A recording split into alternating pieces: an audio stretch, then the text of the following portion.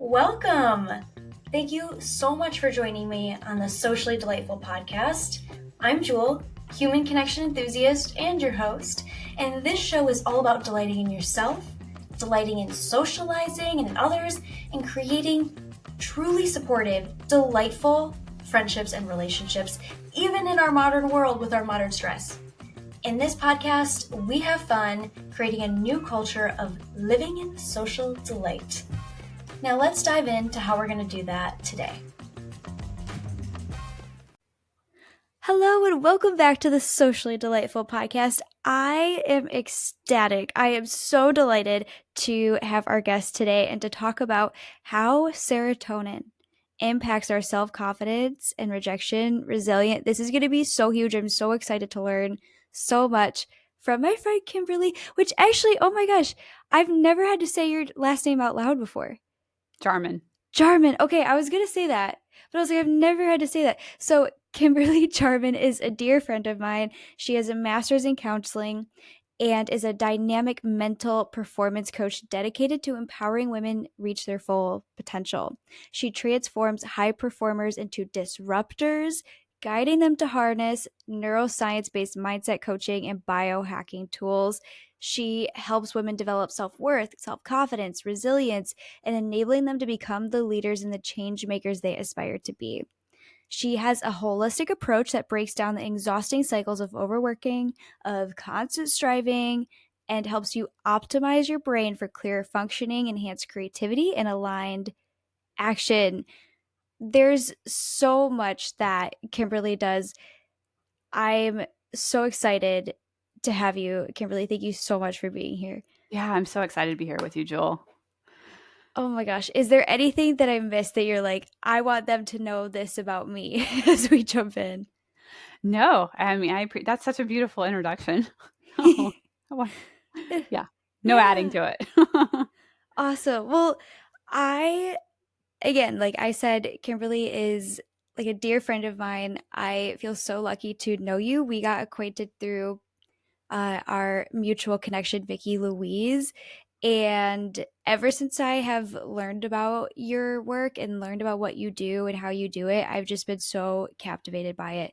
But I want to hear a little bit too, because I'm pretty sure I already know, but just so everybody else can hear how you got started in this and in this journey.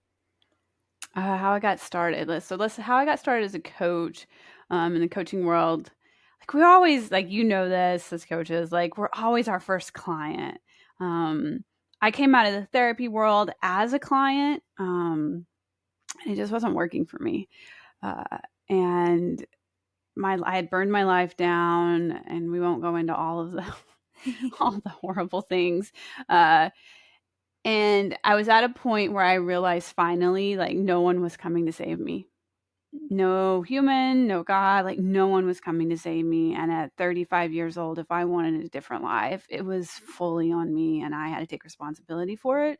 What I was finding is like people around me in that world, like, it felt like they could create results a lot faster than me. Right. The results that I wanted a lot faster. And I was like, what? I'm smart. Like, I get the model. Like, what's going on here? And my best friend is a licensed naturopathic doctor, and we have a podcast together too. And I was talking to her about it, and I was talking about Elon Musk because I was obsessed with him. Like, what makes him so much different than the rest of us? And she just so casually, like, on the podcast episode, looked at me and was like, well, it's just serotonin, Kim. Like, that's the self-confidence chemical and the rejection resilience one. And when it's not balanced, it's really hard to access self-confidence. And, when rejection or failure happens, if that chemical is not balanced, it's devastating, right? Versus when it is balanced, it's like, yeah, this sucks. And then we just kind of pivot out of it instead of spinning in it. And like that really struck home for me. I was like, it's devastating. It was devastating for me with rejection, right? Because I had owned a gym before, and I was like, oh, like maybe this makes sense in my journey. Like maybe this is why I don't get the results as fast as other people around me using the tools that you and I have been taught. And so then that took me on the journey of diving into like the neuroscience and the biochemistry and like why, like, sometimes human behavior thoughts are not necessarily created from a cognitive place. Like Mhm. they are coming from a biochemical place, and like it just isn't doing us justice as humans just to address like the cognitive. Like we're a whole human that is very complex, and if we can address the whole human, can I optimize performance? Can I optimize mental health? Can I optimize physical wellness? Well, yeah, that's what the data and research shows. Like, then why wouldn't I pivot my coaching practice to focus on the whole human? Yeah. And so you said too that this was something that you did yourself and that you learned yourself, right? So tell me a bit about that change for you when you started looking at, okay, how can I like biohack? How can I increase my serotonin levels? Like, what were the steps that you took, and what did you see too with your own journey? Yeah, thanks for that question. You know, it's a journey. I like to use that word. It's a journey. So I like science. I like data. I don't like dealing in like speculation and guesstimation. Like I just don't have the patience for it. So Carmen has, I mean, she's a physician, right? So she has access to tools. So we found a test that would test my neurotransmitters and my hormones and my cortisol levels. And so we tested them and we found what was off and what needed to be addressed. And she does such a great job of explaining like, okay, like line by line, like here when dopamine's off, when it's too high or too low, like here's what we're experiencing. When serotonin's too high, too low, here's what we're experiencing. And it was like resonating. I was like, yeah, like that's I've experienced that my whole life, right? And so then we went to work to understand like why were these things off, and part of it is chronic stress, trauma, Mm-hmm. right? Because though all those things, hormones, cortisol, and neurotransmitters, all have a relationship that intersect with one another. So when one is impacted, it impacts the whole system. So a high demand for cortisol, like progesterone, is the precursor to cortisol. And so when cortisol is being demanded a lot because you're in chronic stress or living in fight or flight from trauma, um, the body prioritizes sending progesterone to cortisol instead of sex hormones. Well, there's receptors in our brain for estrogen and progesterone, but now I've downregulated those because I'm primarily feeding progesterone to cortisol, right? Mm-hmm. Um, so it was addressing stress and my stress resilience, which I had to do a lot with like mindset stuff. So like things were not coming in and my brain wasn't perceiving them as stressful. I was like reducing that load. Um, and then really being very specific on what supplements I was taking in. Like our body needs a ton of vitamin C to produce dopamine and to produce cortisol. So if I'm not getting enough vitamin C in, then all the vitamin C I'm taking in is going towards cortisol, and dopamine doesn't really have as much access to be produced then because there's not much availability of C, right?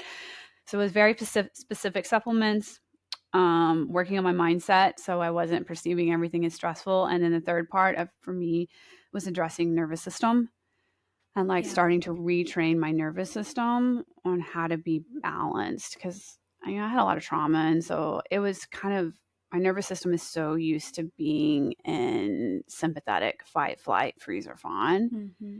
And when I could started, I addressed the three of them and just allow my body to kind of like calm down and go and feel safe in the world and feel safe with inside me, then things were able to start balancing back out. And what that actually tangibly looked like for me is like before most things were just kind of personal. Like my brain was just always taking things in, like, and flipping them and making them personal, right? And so it was really hard to be neutral about things. Yeah.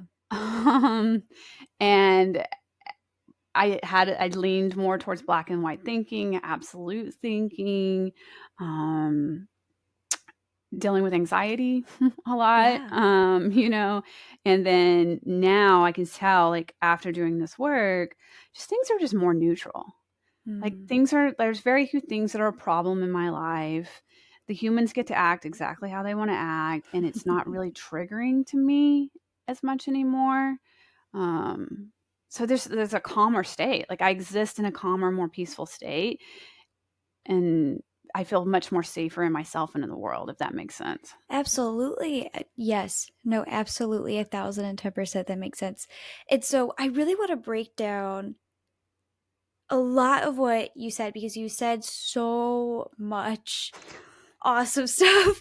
Right, you did, you did. So tell me a little bit more. You said just so everybody, because I know if I'm like I think I understood you correctly, but I want to make sure like we Yeah. all, everybody listening to, we're all on the same page. So you mentioned that when you increase your vitamin C intake, right? Because that is helpful for dopamine and for cortisol, Cortisol. Yep. right?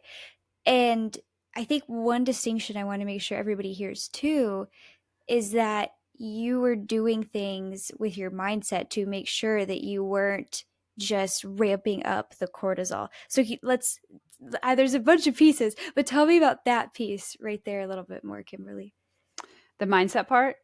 Yeah, like what that was like. Yeah, like building stress resilience. So it was like understanding that my thoughts created my emotions, and then diving into the neuroscience, like, okay, where do my thoughts come from? Like my primal brain, like the limbic system, and the prefrontal cortex. Yeah. Okay. And then understanding that my primal brain doesn't care about reproduction, it doesn't care about goals, right? It cares about survival of me. And and once I kind of understood that, then I could start looking at my thoughts and like understanding, like, okay, where's this thought coming from? What is this thought like actually trying to do? Is it trying to protect me, or is it trying to like cover up a wound, like protect me from a wound that's being kind of poked on right now? Mm-hmm. Um, and so understanding that was really powerful. That my most of my thoughts were stories, right? And then the ability to process my emotions so they weren't so overwhelming and they weren't so scary. Yeah. So those were kind of the foundational steps to help me build stress resilience. And then from there, like seeing calming my nervous system so it wasn't so heightened all the time. And that Mm-hmm. was a lot of like the somatic work, the body up type work. Mm-hmm.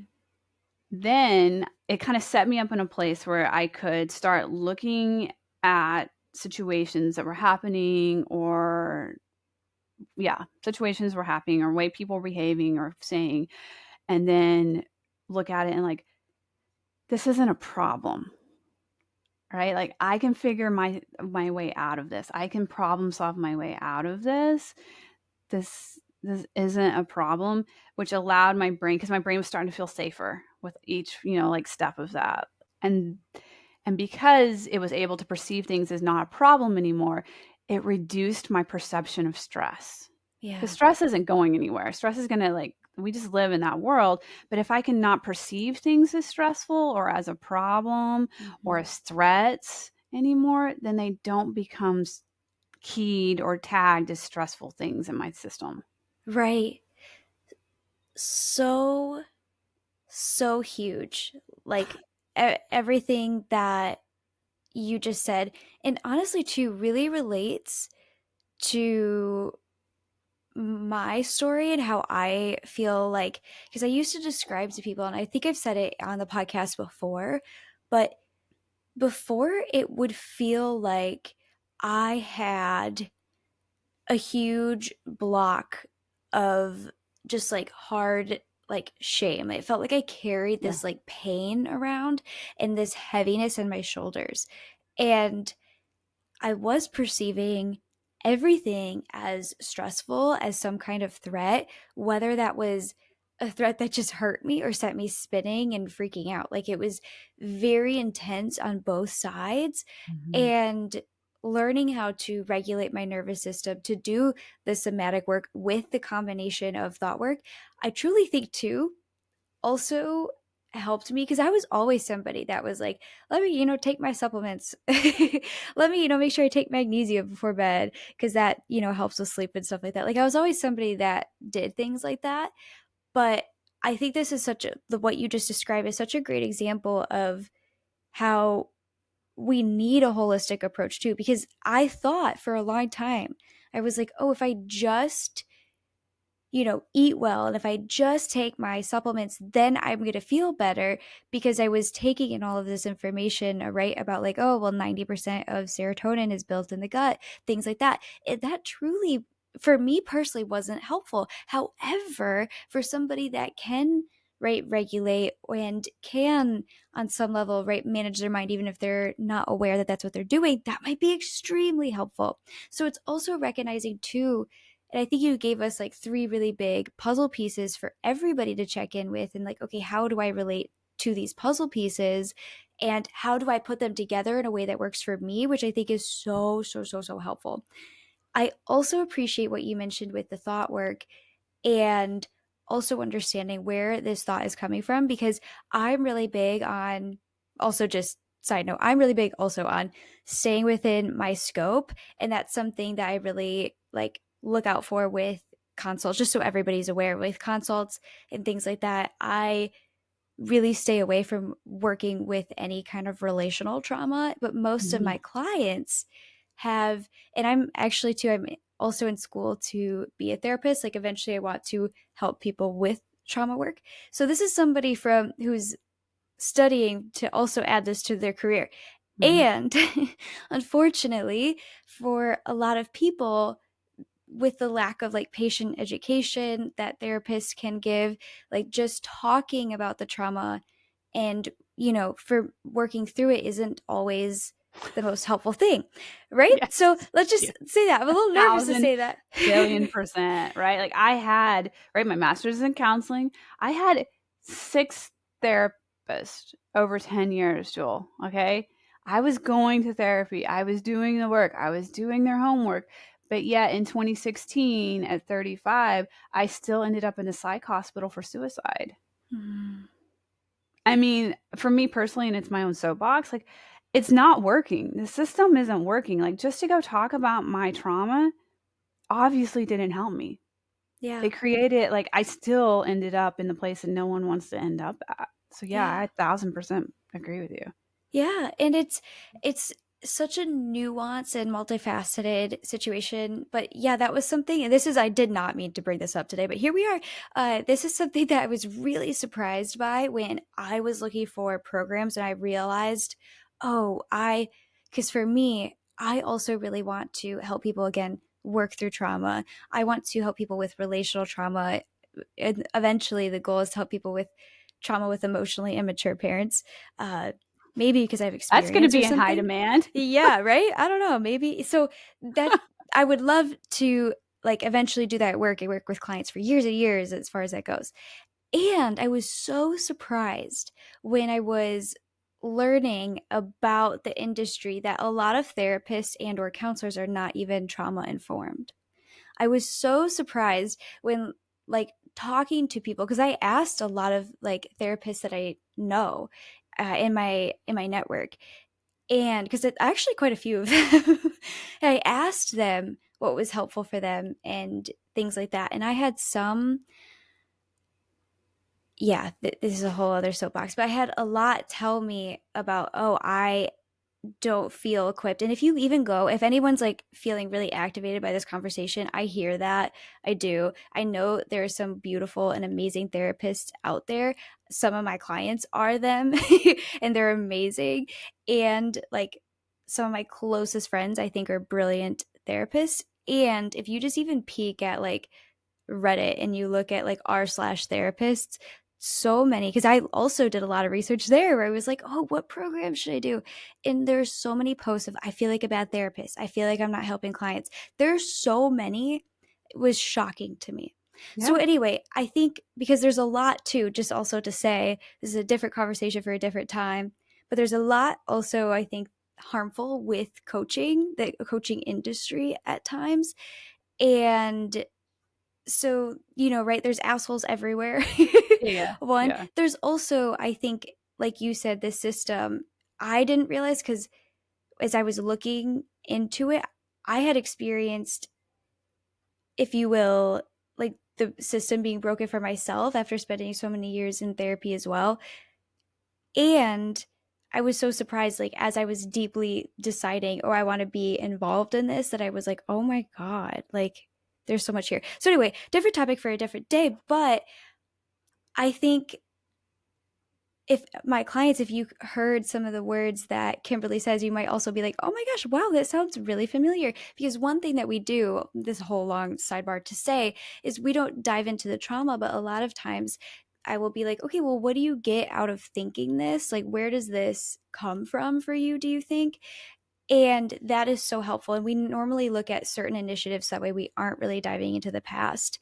But a huge one is like, how is my brain trying to protect me? Because Yeah. so often when it comes to rejection sensitivity, when it comes to social anxiety, when it comes to, oh, I don't feel connected to these amazing people that I know are amazing around me, it's something along the lines of, I'm trying to make sure that I am protected.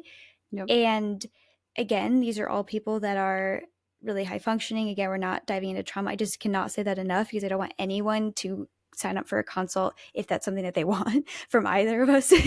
Right. So Yep. just want to make sure I'm prefacing that. But I think that understanding of not just like, oh, I need to change my thoughts, but okay, here's what my thoughts are trying to do for me and my survival brain is so huge. And it's so interesting to hear too, and how you adding certain supplements and doing certain things helped make that easier. And like what you just said about the vitamin C, I think is so important. If I increase my vitamin C intake, but I'm also not perceiving everything as stressful and I'm not regulating my nervous system, then it's not going to matter. And I think as somebody who is really into, again, the 90% of your serotonin's built in the gut, that's all I did for a time period. And I was like, oh, okay, well, it's not working for me. So something else must be wrong with me, right? But yeah, anyway, what Yeah, are I your don't wanna, thoughts on like, that? validate you in that, right? Like, that is how the systems have been taught it, right? We've been Mm-hmm. taught from siloed systems. Healthcare, like, Yeah. conventional meds is, like, symptom management, right? And naturopathic medicine is root cause. And so, like, we just address that, but, like, as a society, we've been taught siloed. Like, you just address Mm-hmm. the brain is separate from the body, just go take the supplements and then, like, then it's gonna fix it. It's like, we're a very complex being, Yeah. right? Like, we're biochemistry, we're physics, we're electricity, Mm-hmm. right? Like, and you can't just address one and get optimal results. Yeah. Yeah. Yeah. You took what I was trying to say in a really long-winded way and said it so succinctly, and I'm so grateful. It's like I'm a coach or something, I don't know. Yeah, it was so good. So, for anybody listening, and to tell you too, these are people, my people are sensitive, they are empathetic, they know that they are fantastic people and just want to feel more like it. And a lot of them overthink social situations and are wanting to feel more connected, wanting to also feel more rejection resilient.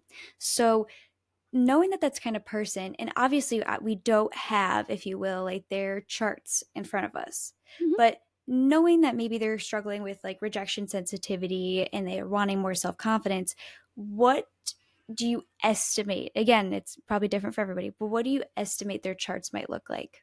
Oh, I gotcha. Roger that. I will tell you this. We'll use data. Mm-hmm. Okay. So, um, I can't remember the specific, like, accurate number right now, but let's say we're at 20 tests in my program. Okay. I sit in on the results, the consult that goes over the results, right? For each of those clients. I have yet, and I coach like you, high functioning people. I do not coach people that need to be in therapy, Mm-hmm. right? That's a different, I don't want to do that. That's like, we want to optimize our potential and move forward. Okay. Keep that in mind. Mm-hmm. I have yet to have 0 of the 20 come back in normal ranges for all of their stuff. Mm. Every single one of those labs have come back um, with like the ranges are not optimized. And then why? You want to ask me like why? Why is that, Kim? It's because we live in chronic stress. Mm. And stress is going to throw off all of it, right? We also live in our food quality isn't fantastic, Yeah. right? And most of us don't have the tools that you and I have. We don't know how to manage our brain. We don't know how to process emotions. So we're doing the best that we can, and we're staying somewhat dysregulated. We're just suppressing emotions or trying to buffer out of them, right? So that impacts the system. Mm-hmm. So like you're asking me, I can't see their charts. I can tell you that probably, let's just be conservative, 99% of them are going to be off. Yeah. Yeah. What do you think, based on your experience and the clients that you've helped, especially when it comes to rejection, sensitivity, and self confidence? And again, everybody take this with a grain of salt, but what do you think they might need more or less of as far as like supplements and things like that go, or like neurotransmitters go?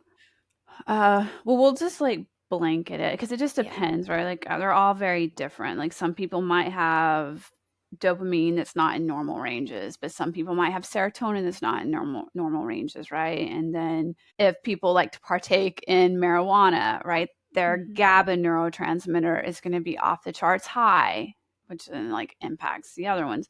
So I think it's like what can be most universal is the question.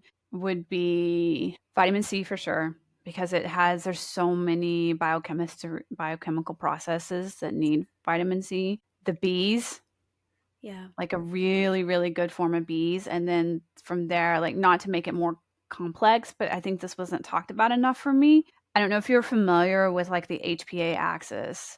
Like it's the hippocampus, the pituitary gland, and the adrenals, right? Yep. Well, the MTFHR gene impacts the HPA axis. Well, what does that even mean, Kim? That gene makes it where my body doesn't have the ability to break vitamin methylate, is what we use the word for, to break down vitamin B's. So I can be a person that goes and gets these quality vitamin B's, but my body can't break them down. So typically we're recommending like a methylated form of B vitamins, because vitamin B's, good quality vitamin B's, Mm-hmm. are also needed for a lot of chemical processes. SAMe is another one. Those would kind of be more the universal ones, but it's really heavily like address the stress, Yeah. reduce cortisol, and you're like 100% ahead of the game if you can do that. Beautiful. Thank you for putting it in those terms. And also, if anybody can hear my stomach growling in the back, because I know my editor Nick can't take it out, I'm sorry. I ate breakfast, I promise. I was like, oh, come on, no. But that makes so much sense. And so that's really helpful. So for people like vitamin C, a good maybe methyl B vitamin for most people, I think too, like going and getting your labs done just for anybody, it can be really helpful. You can go to Kim and her partner, and they are fantastic. They will give you all the stuff. I also have in the past have done it's called Function Health. It was actually recommended to me uh, by a client of mine who like has like a lot of experience in this field too, so which is really fun. But I think it's empowering to have that knowledge for anybody if they are interested. I'm Yeah, not I want to do sure. a side note real quick. Sorry to interrupt Yeah, you. yeah. Is you want to do a saliva and a urine test, Mm, not a blood test. Because blood tests are just going to give us the numbers, but we don't know like, well, what are like, okay, great. Where a saliva and a urine test is going to tell you like, okay, here's what's available and here's what your body's actually using. And then we also need to look at, for women, we need to know the estrogen to progesterone ratio. Like not just estrogen numbers, not just progesterone numbers. We need to know the ratio of estrogen to progesterone. That is what we're looking for, is that type of data to make more, I guess, quality decisions. yeah. Okay, tell me more. Why do we need to know that to make quality decisions? Right? Like, because again, like if we look at like B, like if you're testing me for my B on a blood test, right? You're like, oh yeah, you have a lot of B in your system, Kim. Again, I can't methylate Bs. I can't like make them where they're usable in my system. So then we need to test and see like, are you able to use these? Like, what are we using, right? And testing hormones, cortisol, we need to know there's a cortisol curve, is what it's called. Like, we want your cortisol to be high in the morning and then start slowly dropping and then bottoming out like in the evening time. Well, you can't do that with a blood test. Like, Yeah. you need saliva tests throughout the day to like start seeing like, okay, where's your cortisol curve? And then on the estrogen to progesterone ratio, like for women, right? Because we look at these curves too, right? Like estrogen peaks around ovulation and then starts to decline. And as it declines, progesterone should be inclining, right? So where we get into estrogen dominance type situation, which impacts mental health and impacts fertility, right, is that data. What is your ratio of estrogen to progesterone? Do you have more estrogen than you do progesterone? That's going to create a lot of issues. But it also tells me like, oh, progesterone's probably going to cortisol, and that's impacting this whole sex hormone window. Does that answer your question? It does. It does. And I think that's really helpful and also not something I was aware of about the blood test and the saliva test, which is so funny because I've had both done by doctors. And the doctor that did the saliva test told me that my cortisol was flipped, where it was getting higher at night. Because I was telling him, I was like, I cannot go to sleep and I'm so tired in the morning. And so, one thing, it's so funny hearing you say this because I had no idea of this information. Like, I don't think he, like, with all the love in the world, Yeah. I think he was Yeah. just very smart. And like, couldn't, in a different way, like, couldn't be smart to make it simple because that's a Yeah. whole other skill. Yeah. But he gave me a progesterone cream that I Yep. had to use Yep. for a while in order to help that flip. So that's so Yep. interesting. When you also mentioned that stress is the biggest thing when it comes to this. So tell me, I know we've touched on that already, but tell me a little bit more about that. Well, if we like, are you wanting from like a biochemistry perspective? Oh my gosh, my stomach, I really hope you can't hear it. I can't But hear it. that's so good because Yeah. it's just whale noises for no reason. Mhm. So like literally it's full. I don't know what it's dramatic. Anyway, from an overall perspective as far as like why is stress the maybe yes, let's try this. Stress from the biochemistry level and then how that impacts how somebody feels on the day to day. Oh yeah. Yeah, stuff like that. Yeah. Okay, so let's go through like just a high level of like sex hormones, right? So we take cholesterol in, it converts to pregnenolone. Pregnenolone then converts into DHEA. It goes down the pathway to DHEA. DHEA goes then over to testosterone and then into the estrogens. But it also converts over, and I forgot the name of it. It's a very long word. Over into progesterone. Well, then progesterone goes into cortisol and then down into, I'm looking at the chart in my mind, converts down into testosterone and then the sex hormones, right? The body is wired for survival. That is its primary priority, and it will always prioritize that over anything else. So stress is actually, from a simpler perspective, it's a perception of threats. That's it, right? Like, our brain is perceiving a threat, and when it perceives a threat, it goes into this nervous system biochemistry response of like vasodilation, vasoconstriction, increase of heart rate, increase of blood pressure, right? Like hyper focus of your vision because you're preparing to run from a lion, right? And so cortisol has a relationship with adrenaline too, norepinephrine and epinephrine. So even though your body's like perceiving all these threats we call stress all the time, you're constantly pushing your body into this preparing to run or fight situation, which then tells the body it's not time to reproduce. It's not time to feel good and feel pleasure, right? So then it starts down regulating all the other processes. And and it creates inflammation, right? Because the body's getting ready to go into battle, and if it gets cut, it needs to have the inflammation to keep from bleeding out, etc. And so that's kind of like from the physiological level of like, even though your boss said something to you, or like your friend's not texting you back for the last 6 hours and it was I need you to text back, like our bodies are perceiving those as threats. And that's what's happening from a physiological level and a chemical level. And it causes us to move into a brain space where like black and white thinking, all or nothing thinking, right? It moves the nervous system into fight, flight, freeze, or thump fawn. We can't problem solve as well.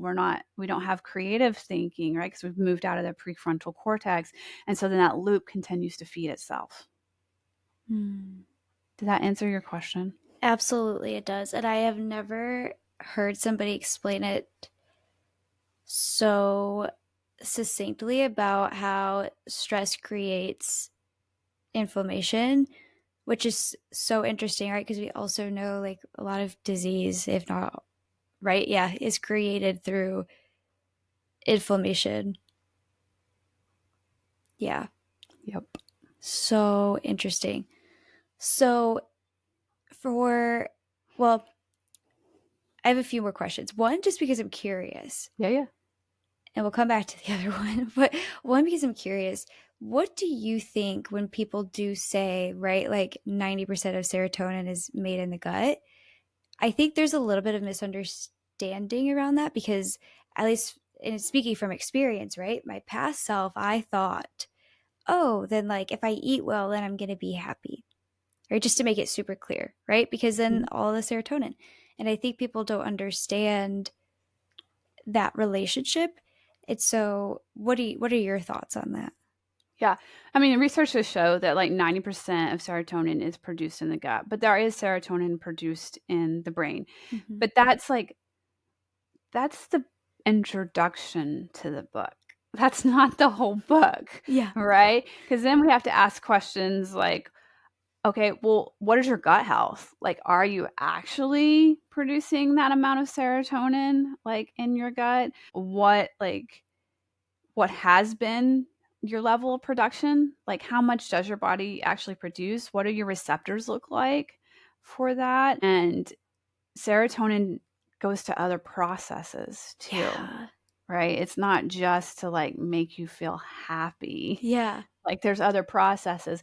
And again, if we're staying, like for me personally, I was staying in a very dysregulated place in my nervous system, Mm-hmm. right? So again, body's not going to prioritize happiness.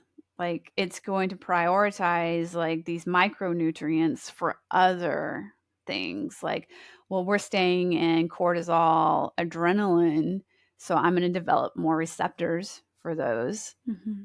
My body's going to prioritize making those chemicals because that's what I have more receptors for, right? So it is this like you can't just eat your way to happiness. Yeah. Thank you for saying that because sometimes I get really frustrated now for me personally. And again, I do think in general, there's somebody out there that needed just that like puzzle piece to shift, Yeah, right? yeah, And then that puzzle piece of how I'm eating and the supplements I'm taking, okay, I shifted that, like we're golden. I am not invalidating that experience. And I'm so glad you said that because that was one thing that as I did more research, so I was like, what is happening to me? Why isn't this working? hmm, I realized I was like, oh, just because like it's made in the gut doesn't mean I'm telling it to use it the way I want it to. Right? It doesn't mean that it's working that way. And that was like yeah. again, like you said, like this the beginning of the book, the beginning of that relationship that was huge for me to even understand on that little basic level. So I appreciate you explaining that further. Just I feel very vindicated Good, good. because learning about that myself, I understood enough in the past to be like, oh, okay, I need to do other things. So my other question is if somebody is listening to this and this is like something that they have not thought about at all before, Mhm. and they want to be less rejection sensitive. They want to feel more confident. what are like the main things that you want them to understand? I love that question. For me, because I had heard that term so much, like owning businesses, like a business, it's not personal, right? Like business isn't personal. And like I Mhm. knew I needed to develop like failure resilience and rejection resilience because that's just part of being an entrepreneur. Yeah. And it's just like, I don't know how to do that. Like I hear you. I know I'm supposed to develop that, but like how? Like, how do I do that? Right. I couldn't thought work my way into that. And what I found for myself personally is like I was never going to be able to thought work my way into it. Like, Mm. because my nervous system was so dysregulated, I had to be able to create safety for my nervous system. So I had to go the body first, Yeah. right? I had to like teach my body that like give it what it needed from a food perspective, give it what it needed from whatever somatic tools that would actually work for me. And I had to go through a list of them. Like just telling me to tap or meditate, it was like that, yeah, that wasn't working. Yeah, Yeah. right. Um, the biggest one for me, honestly, Jewel, that I Mhm. found in this moment was cold plunging. Mm. That was really what, like, grabbed the reins around my nervous system and was said, "No, like, we're resetting." So, being able to, like, calm my nervous system down so it stopped perceiving everything as a threat, and then creating a relationship with myself. Doing the work to create a relationship with myself where I could trust myself and develop trust and compassion with myself instead of being the asshole in the relationship, right? Um created the safety for me to be rejection resilient. It created the safety so I things just weren't as personal anymore cuz like I felt safe in my body. I felt like I had my own back. So I was like going to create boundaries and I was going to advocate for myself. And that's what allowed the space for rejection resilience to develop in me. Yeah, creating that safety. Yes, that makes so much sense.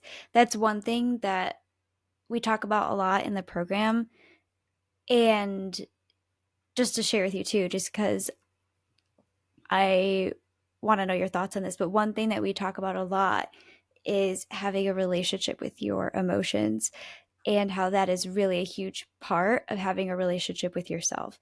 Because so often, I think especially in our culture, we have almost like painted and been sold this idea that if we are confident that we are not bothered by things.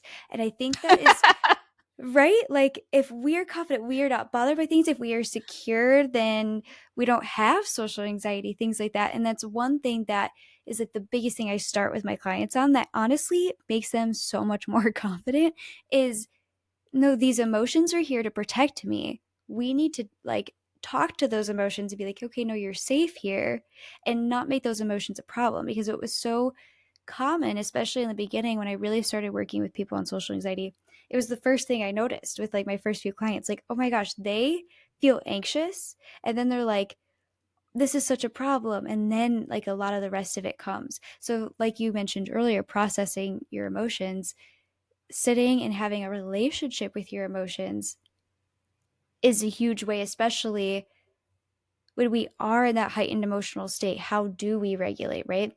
And I find for a lot of my people, because they are so empathetic and because they know, like, they know they are the shit, like deep down, right? They know that. And so being able to talk to their emotions and be like a little bit of a softer space and be more Yeah. accepting was really helpful for them in regulating. Yeah, for sure. Yeah. I love that term that I assume you coined it, like a relationship with your emotions. Yeah. Like, because then you're not afraid of them anymore and you're not bypassing them anymore and you're not trying to like overcome them. I've Right. always been a confident woman. I was reading a book recently, Worthy by Jamie Kern Lima, I believe. Sometimes I Mm, get the last names mixed up. yeah. She developed It Cosmetics. Um, and she did such a beautiful job of like separating out self confidence from worthiness. and they were two different things. I never seen that. And I was like, I've always been confident. Yeah. I just had a very low self-worth. And so yeah, the idea of like just being confident is going to get rid of the social anxiety. Like, Mm-hmm. I know I have paperwork to show there's anxiety at this point. And it's Yeah. like I've always been confident. That wasn't the solution. The solution was to honestly to develop self-compassion because I didn't have that. Yeah. Did every single one of my clients, did you hear that? It's not just me telling you that. Okay. Because that is the thing we talk about. And we use the word self esteem, but that was something when I was working on this with myself because same thing. And this is why I never identified with having like social anxiety because I assumed, oh, okay, socially anxious people, they can't, perform in social Yeah. settings. They can't like go socialize. They can't be extroverted. And I was extroverted. And oh my gosh, of course, my neighbor's mowing his lawn right now. But whale noises, lawns, we're in for it all. It just ambiance to this podcast episode. But uh but I never identified with having social anxiety because I was like, I can be confident. I can perform. There are a lot of ways in which I am confident in myself. However, I'm getting in the car after every social event, and my routine was to start overthinking, crying to the point where I'd spiral all night long up until I went to bed, if I went to bed, after every social event. It was Mhm. socially perfectionistic, right? And a lot of what you and I have talked about already with me having that experience, that heaviness that I was carrying around doing this. So I was like, there's something, if you will, quote unquote, wrong with me. But Mhm. I never identified it as having social anxiety, even though at the end of the day, social anxiety is just being anxious about how you socialize, which is what I Yeah. was doing. I never identified with that because I could be confident. And when I was learning about this for myself, even, I realized like, oh, social anxiety isn't always a confidence problem. For some of my clients, it is, but it's not always a confidence problem. It's a self esteem or a self worth or a self acceptance, self compassion, whatever word you want to use. It's that kind of problem. It's not Yes. knowing how to be soft with yourself. It's not Yes. knowing how to have a relationship with your emotions, how to decrease that stress. And as we've learned from Kimberly today, that is the thing that will help you, right? As you learn about the other puzzle pieces, like that is a huge, huge, huge catalyst. So, yeah, what are your thoughts on that? I think you said it so well. I love how the sequence you said it. So yeah, beautifully said. Well done, Jewel. I cannot say it any better. And it spoke inside of me. Um, yeah, like I can show up confidently in rooms. Like I'm an Enneagram 8, right? So I have that very like leadership, powerful presence, I guess, if Mm-hmm. you will. And so I can show up into the rooms as inside, like I can feel my skin crawling and I don't feel safe, right? Because my trauma was around humans. I'm like not feeling safe around humans, right? Mm-hmm. So it's like I can own the room and I can confidently be there and network because I'm here to get what I want, Yeah. right? But to make that connection, like that was vulnerable and I didn't feel safe with the other humans. So then I would leave. Again, I love data, right? So I have this Garmin that gives me all my data and I leave and like my heart rate's at like 115, Yeah. right? And my stress levels are like high in the high zone. And you can see, you can tell like, oh, she's went out and been around the humans, right? Because that's what happens physiologically for me is like it's that internal like I'm not safe. I don't belong here. I don't Yeah. belong here. Like they don't get me. I'm not safe around humans, but presenting like right like you would see me and be like, wow, she's like really like confident. She's really like owns her stuff, right? So yeah, like absolutely I totally resonate with what you said.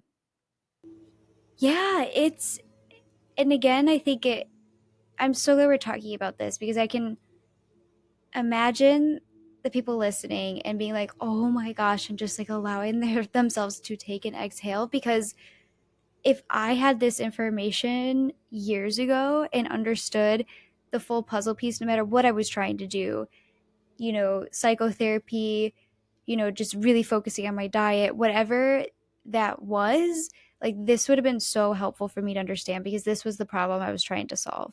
Yeah. And so thank you for sharing also to like vulnerability in your experience, because I think it's really helpful for people to hear like, oh, it's not that I'm like not confident, right? Or like it's just okay, I need to know how to have a relationship with my emotions, how to create some of that safety. That's it. And that impacts, I love that you brought up belonging, because so much of our belonging or ability to connect with others is also really tied to our abilities to connect to ourselves. Yeah. And right, to connect to ourselves, in my humble opinion, so much of that is to connect with, oh, here's how my brain's trying to protect me, Yes. is, oh, here are what these emotions are telling me, are having a relationship with your emotions where you're not increasing the spiraling or you're trying to brush it down. Because I've also done the other things. And I had a client recently tell me that she thought yoga and meditation were going to be it. But again, that's one piece of the puzzle. That's one Right. piece of the puzzle. So she was like, I was surprised that those things never worked for me. And now I was like, okay, great. Take what you learned from this program about self compassion, about self acceptance, about being that softer space, and apply that to those things. It worked like such a simple shift, worked magic. So I'm just so grateful to have you on. I want to also share, because I know our brains process things in stories, and you have such a beautiful story about like losing a best friend because you were so, in your words, so codependent and constantly people pleasing, and how you lost yourself. And I think that also really ties to what we're talking about belonging and being this safe space with yourself. So I would love to hear about that story too, so we can also put everything we've talked about into context. Yeah, yeah. I've lost 3 best friends. They're kind of similar if you, like, look at, like, the journey of those relationships. This was all before coaching, and so I didn't have as much self-awareness then, even though I had been in therapy for a long time. Yeah. Bitter about that. Um, like, she was my family, right? Like, my brain, like, I really attached to her, and, like, so she became my anchor in chaos, right? And I felt like she was like my sister, and like I'm very loyal and I'm very protective as a friend. And I also have a deep need for connection that I don't feel on a regular basis. So when I feel it with like when I felt it with her, like of course I'm gonna like latch on, like you're the one person that sees me, you're the one person that gets me, you're the one person I feel safe around, right? And feel heard and seen around. And because of that, it creates this codependency for Mm, me. Like they they become primary focus and I become secondary. And because of that pattern, it also means I'm going to people please, right? Like I'm going to be the one that's like, whatever you want, whatever makes you happy. yeah. And I was able to do that for a long time. We joke like my lifespan with friends is about 9 years, 10 years. That was how long my first marriage was as well. So there's something to that. Like, I was able to do it for a long time, just like, whatever you want, like, I'm here for it, and then towards the end of the relationship, I was starting to do the work. Like, I'd already started getting coaching, right? And, like, I was seeing, like, emotions come from thoughts, and, like, I was able to start to be a little bit more self-compassionate for myself, so that meant that I would, like, kind of start to have a little bit more boundaries and advocate for myself, right? And she was in a space where like she was chronically stressed, and I went to help her move across the country, and that version of her that showed up was just kind of like control was what she needed in her life. So then she was trying to control, and like probably honestly I had let her for a lot of years run the show, right? Because I was people pleasing because I needed this relationship. Yeah. And at that point, I just couldn't do it anymore. Like trying to control me, just she wanted control in her life, and that meant like trying to control the humans, right? And I happened to be part of that Mhm. spectrum. And I couldn't, it was rubbing me the wrong way. And I didn't say anything because I was so afraid to lose a relationship. And I didn't stand up for myself and I didn't advocate for myself. But like she would do it, I would feel irritated. Then I would start feeling resentful. Um, we get across the country, I come back home, and I'm so afraid to lose this relationship that I won't like have a real conversation with her. Like, hey, like this is not cool. This didn't go well. And what ended up happening is I was on social media and I was like teaching a lesson of like what you're capable of. And I kind of told this story. And she's never on social media, but she happened to be at that time and heard that and was really upset with me that, I didn't handle that well. I should have addressed it with her. I just didn't. Was afraid to. I was afraid to lose her. So I did Mhm. it in that way. And she heard it and like ended the relationship. But I can see now so clearly as we talk about connection, Joel, is like I so desperately wanted connection that I was willing to turn myself inside out for it. Um, and I'm not sure that's actually real connection Yeah. because you, you're not, I'm not connected with me and I'm not really allowing you to connect with me. I'm letting you connect with whatever you need to make the relationship work. Yes. Wow. Very well said and very well articulated. And I think it's really helpful for everyone to hear because it's not as authentic, it's not as actually connective, right? And I made a joke this past weekend. I was with a bunch of, our colleagues, and I, I made a joke that, like, yeah, like people pleasing is just really trying to, like, fast food connection. Like, it's really just trying to, like, oh, give it to me quick. Yeah. And even though it's not necessarily, like, easy, hopefully you can all understand, but it really is bypassing, if you will, that authenticity of like, no, this is how I actually feel. Because we just did an episode on the art of conversation and like connective conversations, and we talked about how a conversation is two people working together to mutually understand each other, how a conversation is two people cooperating to connect. And if one side is people pleasing and holding Yeah. back, then you're not actually mutually connecting, giving that person the gift of really seeing you and understanding you, right? So, very well said. So, for you, how would the stuff that we talked about today impact past Kimberly in that situation, do you think? Dang. I don't know if I'd have lost that relationship because I Mm, would have had my back a long time ago, right? I would have felt safe enough. I'm not going to say confident. I would have felt yeah. safe enough in myself and had trust and belief in myself that like it's okay. If this person chooses to leave you because this is not a relationship for them, it's okay. You're going to be okay, right? Um which would allowed me the safety to show up as 100% me and allowed me to create boundaries that were very loving for her and very loving towards me as well. Um, Wow. it would have been a healthier relationship. It wouldn't have been as codependent, right? Which probably would have took a lot of pressure off of her. Um, it would have been a healthier relationship because I would have stand in my own truth and had my own back and felt safe to be seen and heard and felt safe to exist in the world knowing that it was going to be okay whether people came or went. Oh my goodness, I have goosebumps. I really do. And I'm wearing a sweater and it's like the middle of summer. That is so beautiful. So everybody, like, in, filtering it in my own words, you would have maybe not had the relationship end if you felt safe enough to set boundaries and to show up with your authentic needs, wants, desires for the Yeah. relationship. That relationship could have been more fulfilling for the both of you. Yep.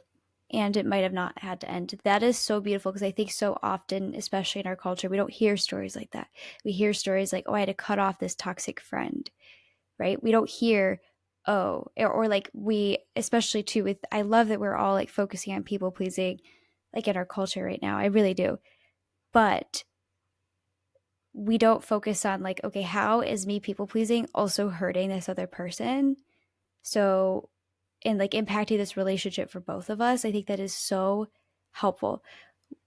One thing, this is a whole other conversation I want to really get into. You have a beautiful offer for everybody, so I want to get into that. But just a final note, my partner and I'm constantly, I think you're the same way. This is also part of the reason why I was so excited to have you on. And I was like, I'm so excited to geek out, because I'm the type of person, like, I read research articles, I think, like, every day. Like, honestly, probably multiple times a day. I have Google alerts for certain things that are very interesting to me. So I love that you brought the data and stuff into that. And some data that I learned recently is that, and I was so surprised, because I had, my past attachment style was fearful, avoidant, and disorganized. And those are the people that act really turbulently in relationships and can be really hot and cold. And I always associated it with like, oh, those are the people that when they don't have that in check, like, can get really toxic and then therefore emotionally abusive. And Mm-hmm. that's true. But I was really surprised to learn that if there are two anxious attachment styles together, so two people that are, if you will, really big people pleasers and really big anxious, they're really big in their feelings and anxiety about the relationship or the friendship, there's much more likely to have abuse happen. I was Yeah. so surprised to learn that. So there's, I'm glad that you, like, thank you so much for sharing that story. Thank you so much for sharing your insights with us, and I'm so grateful. I know that you have an awesome mastermind that starts soon. So this episode, by the time that this is released, Kimberly will be getting set up to launch this mastermind. So do you want us to tell us a little bit about it? Yeah, thanks. You're the first person I get to tell about. Oh, I'm so excited. Yes. Uh, this mastermind came from uh,